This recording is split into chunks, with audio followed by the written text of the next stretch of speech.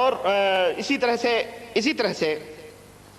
اس نے فرعون کے بارے میں بھی اسی طرح سے اس نے کہا کہ فرعون بھی چونکہ اللہ کو پہچان لیا تھا اس لیے اس نے کہا میں ہی خدا ہوں۔ فرعون نے جو کہا میں خدا ہوں، انا ربکم الاعلی، میں تمہارا سب سے بڑا رب ہوں، اس نے اپنے آپ کو پہچان لیا تھا عارف باللہ، اسی لیے اس نے کہا کہ میں اللہ ہوں۔ اور نعوذ باللہ قرآن تو کہتا ہے حضرت موسیٰ نے کہا تو میرا رب نہیں ہے، تو استغفر اللہ، حضرت موسیٰ جو نبی ہیں وہ اللہ کو نہ پہچان سکے، یہی تو بات ہوئی۔ تو گویا فرعون بہت بڑا موحد تھا اور یہ بہت بڑا جو ہے وہ تھا۔ اسی طرح سے یہ ابن عربی قرآن کریم کے اندر مزید کیا کہتے ہیں تحریف کرتے ہوئے کہتا ہے کہ کامل عارف وہ ہے جو ہر چیز میں خدا کا جلوہ دیکھتا ہے۔ کامل عارف وہ ہے جو ہر چیز میں خدا کا جلوہ دیکھتا ہے اور اس کی عبادت کرتا ہے، اگرچہ بظاہر نام کے لحاظ سے اسے آپ شجر کہہ لیں، حجر کہہ لیں، حیوان کہہ لیں، انسان کہہ لیں، سیارہ کہہ لیں، بادشاہ کہہ لیں، لیکن حقیقت میں یہ سب عین خدا ہے۔ استغفر اللہ، استغفر اللہ۔ دیکھ رہے ہیں آپ خدا کا جلوہ انہیں ہر جگہ خدائی۔ ہمارے زکریا صاحب نے بھی اپنی کتاب میں ایک جگہ لکھا نا، دیوبند کے سہارنپور کے شاہ عبد الرحیم صاحب ہفتوں پیخانہ پیشاب کرنے نہیں جاتے تھے، کیوں؟ اس لیے کہ انہیں ذرے ذرے میں جلوے نظر آتے تھے اللہ کے۔ استغفر اللہ۔ یہ صوفی لوگ ہیں، اللہ کی قسم۔ صوفیوں کے ضمن میں ایک بات میں آپ کو بتاؤں کہ جس طرح سے کہ بریلوی صوفی، بریلویت کے اندر صوفی ہیں اور صوفی اور حنفی ہیں، اسی طرح سے ہمارے دیوبند کے بھائی لوگ جو تبلیغی جماعت ہیں یہ بھی صوفی اور حنفیت میں دونوں مشترک ہیں، ان میں ذرہ برابر کا بھی فرق نہیں۔ اگر بریلوی نقشبندی ہے، قادری ہے، چشتی ہے، سروردی ہے، صابری ہے، کلیری ہے، تو ہمارے دیوبندی حضرات بھی نقشبندی ہیں، سروردی ہیں، قادری ہیں، چشتی ہیں۔ اور مقلدین علماء دیوبند کی ڈائری میں نے وہ کتاب بھی آپ کے سامنے پیش کی تھی جس کا نام ہے المہند علی المفند، اور جو عقائد علماء دیوبند کے نام سے بڑی معروف ہے، اور جس کو مولانا خلیل احمد صاحب سہارنپوری نے لکھا ہے اور شروع میں تمہید مانتے ہوئے یہ بات لکھی ہے۔ المہم واللہ باتیں بہت ہیں، میں سوچتا ہوں کہ تفصیل بھی بتاؤں، پھر سوچتا ہوں یار ٹائم نہیں ہے واللہ، ورنہ آپ حیرت میں پڑ جائیں گے، اور بہت ساری باتیں۔ بہرحال ہم اختصار کے ساتھ ابن عربی کے کچھ عقیدے آپ کو بتا کے پھر ہم آ رہے ہیں اپنے اصل موضوع پر۔ اس طرح سے ابن عربی کفار قریش کے بارے میں اپنا خیال اظہار کرتے ہوئے کہتا ہے کہ انہوں نے اپنے باطل خداؤں کے ساتھ اپنے تعلقات کا اظہار کرتے ہوئے کہا کہ ہم تو ان کی محض اس لیے پوجا کرتے ہیں تاکہ ہمیں اللہ کے قریب کریں، ہم اللہ کا انکار کرنے والے نہیں ہیں۔ البتہ انہیں اس بات پر اصرار تھا کہ یہ انسانی شکلوں پر بنائے ہوئے بت خدا ہیں۔ ابن عربی مزید کہتا ہے کہ رسول اللہ صلی اللہ علیہ وسلم نے ان کو معروف خدا کی طرف دعوت دی، لیکن وہ خدا ظاہر نہیں ہے، وہ خدا ظاہر نہیں ہے۔ یہ صحیح ہے کہ اس کی طرف اپنی ضرورتوں کو فی الجملہ لے جایا جاتا ہے، چونکہ وہ دکھائی نہیں دیتا اور لطیف ہونے کی وجہ سے اشیاء کے حقیقتوں میں وہ چھپا ہوا ہے، آنکھیں اس کا ادراک نہیں کر سکتی جیسا کہ روح کا ادراک نہیں کر سکتی، وہ لطیف اور باخبر ہے۔ اسی طرح سے اس نے ابن عربی نے یہ ابن عربی کہتا ہے، جسے شیخ الاکبر کا لقب دیا گیا ہے اور جس کو شیخ اکفر کہنا چاہیے، کافروں کا شیخ جس کو لوگوں نے شیخ اکبر کہا ہے، اس کے عقائد کے سلسلے میں قرآن کریم کے اندر بہت ساری تحریفات اس خبیث نے بیان کی ہیں، اور میں آپ کو حیا اور شرم آتی ہے اسے بیان کرتے ہوئے، لیکن پھر بھی میں ایک اہم بات اس خبیث کی بیان کر کے اپنی بات میں ابن عربی کے تعلق سے ختم کروں۔ یہ اور اس کی کتابوں میں تکرار بہت پایا جاتا ہے، چنانچہ کہتا ہے کہ تمام کائنات اور محدثات جتنی بھی چیزیں ہیں یہ اللہ کا مظہر ہیں، اور اللہ میں محدثات کے اوصاف موجود ہیں، یعنی جو کچھ بھی چیزیں ہیں اس میں سب میں اللہ کے صفات موجود ہیں۔ اسی طرح اس میں عیب اور نقص کے وہ تمام، اللہ میں عیب اور نقص کے تمام اوصاف بھی موجود ہیں، نعوذ باللہ۔ جس طرح انسانوں میں عیب اور نقص ہوتے ہیں، اسے اللہ میں بھی تمام صفات عیب اور نقص کے کیا ہیں، اور ہمارا اللہ، ہم اہل سنت والجماعت کا عقیدہ کیا ہے کہ ہمارا اللہ ہر عیب سے کیا ہے،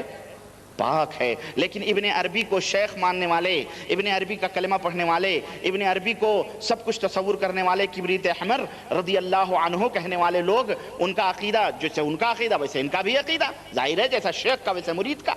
ہے نا، تو ان کا عقیدہ نعوذ باللہ۔ اگر دیکھیں، اب آپ سوچیں شیخ ابن عربی اللہ کو عیب دار اور نقص والا مانتا ہے تو وہ سب سے بڑا ولی اللہ ہے، ہمارے ہندوستان کے حنفی، دیوبندی اور بریلویوں کے ہاں، اور جو بندہ اور وہ کافر نہیں ہے، وہ کافر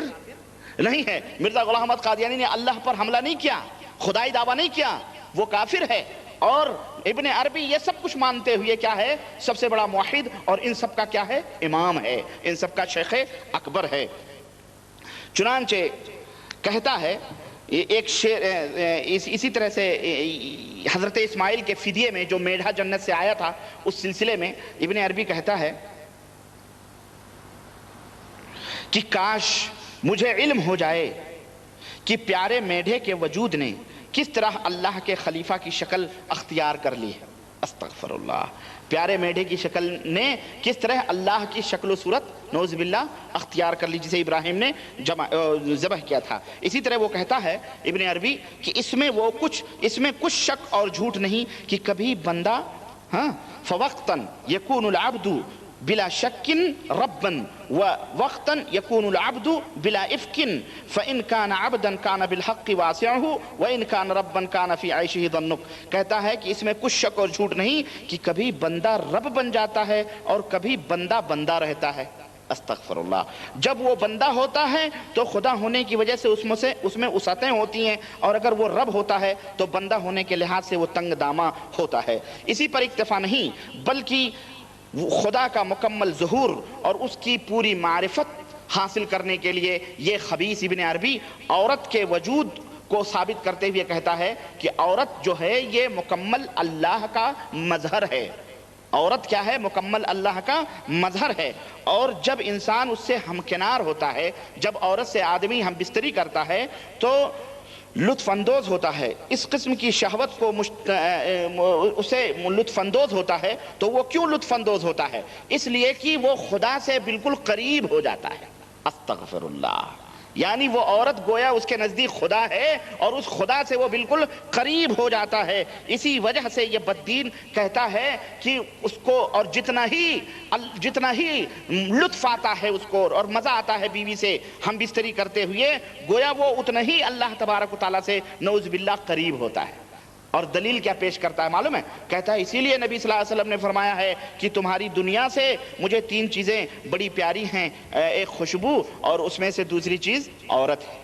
کیونکہ عورت جو ہے یہ مکمل کیا کہتے ہیں خدا کا روپ ہوتی ہے اور خدا کے ساتھ ہوتی ہے نعوذ باللہ۔ تو میرے عزیز اس طرح سے اس کی بکواس بہت زیادہ ہے، فصوص الحکم بھری پڑی ہے، اور میں آپ کو مزید آگے یہ ابن عربی کا عقیدہ، ابن حلاج کا اور صوفیوں کا شروع سے لے کر کے 2ری صدی سے لے کر 7ویں صدی تک ہجری، جو ابن عربی سب کا شیخ اور سب کا دادا پردادا مانا جاتا ہے، اس تک میں نے پہنچایا ہے۔ یہ صوفیوں کے تذکرے اور ابن عربی کے ان حقیقتوں کو سمجھ لینے کے بعد میں آپ اچھی طرح سے یہ بات جان گئے ہوں گے کہ تصوف کی بنیاد تقلید اور شخصیت پرستی کے اوپر ہے۔ کس کے اوپر ہے؟ تقلید اور شخصیت پرستی کے اوپر ہے۔ عقیدت اولیاء، عظمت اولیاء اور فیضان اولیاء، ان ناموں سے شخصیتوں کی عظمت اور ہیبت لوگوں کے دلوں میں بٹھائی جاتی ہے۔ اس کے بعد ان اولیاء کے نام سے مشرکانہ اور مبتدعانہ عقائد اور اعمال امت کے اندر پھیلائے جاتے ہیں۔ چنانچہ اولیاء سے استمداد اور استغاثہ اور اسی طرح سے ان کو مصیبتوں اور دکھوں کے اندر پکارنا، یہ تمام سب عقیدے لوگوں کے اندر پھیلا کر کے عقید توحید سے امت کو محروم کیا جاتا ہے، اور ان بزرگوں کے ناموں سے بدعات اور شرک کو فروغ دیا جاتا ہے اور سنتوں کو بے وقات کیا جاتا ہے ان ناموں سے۔ فنا فی الشیخ اور اسی طرح فنا فی الرسول اور اسی طرح فنا فی اللہ وغیرہ، ان تمام سب تصورات نے امت میں ختم نبوت کے عقیدے کو مجروح کیا، اور پھر کھلم کھلا نبوت عامہ کے نام سے نبوت کا دروازہ امت کے اندر کھولا گیا، اور یہ کہا جانے لگا کہ ہر زمانے میں ایک زندہ مجسم رسول کا وجود ضروری ہے، اور یہ صوفیوں نے اپنی کتابوں کے اندر اس بات کو نقل کیا کہ ہر زمانے میں ہر وقت ایک زندہ مجسم نبی کا موجود ہونا دنیا کے لیے نہایت ضروری ہے۔ اور اس طرح سے 7ویں صدی کے صوفیوں نے اپنی کتابوں میں نبوت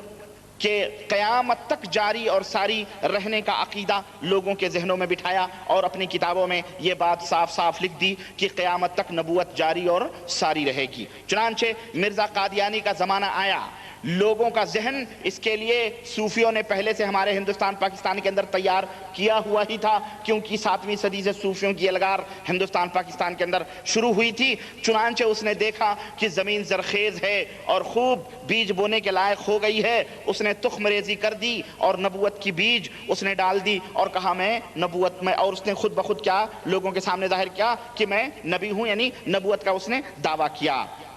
اور میں کہتا ہوں کہ اگر زمین اس طرح زرخیز تھی ہندوستان پاکستان کی اور بنگلہ دیش کی کہ اگر مرزا غلام احمد قادیانی نبوت کا دعویٰ نہ بھی کرتا تو لازماً کوئی نہ کوئی ضرور نبوت کا دعویٰ کرتا۔ چنانچہ مرزا قادیانی نے اپنی کتاب کے اندر ایک شعر کہا ہے اور اس نے کہا وقت تھا وقت مسیحانہ کی اور کا وقت میں نہ آتا تو کوئی اور ہی آیا ہوتا، اگر میں نے نبوت کا دعویٰ کرتا تو کوئی اور نبوت کا دعویٰ کرتا۔ چنانچہ ختم نبوت کا جو فتنہ چند صدیوں سے ایک خاص حلقے اور ایک خاص طبقے کے اندر پرورش پا رہا تھا، ختم نبوت کا کہ انکار کا جو عقیدہ تھا بہت صدیوں سے ایک مخصوص حلقے کے اندر اور مخصوص فرقے کے اندر اور مخصوص طبقے کے اندر پرورش پا رہا تھا، وہ عام مسلمانوں کی نگاہوں سے اوجھل بھی تھا، چھپا ہوا تھا۔ اللہ کو منظور ہوا، اللہ نے مرزا غلام احمد قادیانی کو پیدا کیا تاکہ امت اور اللہ کی یہ امت اس عقیدے سے باخبر ہو جائے، چھپی ہوئی باتیں مسلمانوں کے سامنے آ جائیں، اس لیے اللہ تعالیٰ نے مرزا غلام احمد قادیانی کو پیدا کیا۔ چنانچہ مرزا قادیانی نے کوئی نئی بات نہیں کہی، یہ بات آپ اپنے ذہنوں میں بٹھا لو، مرزا قادیانی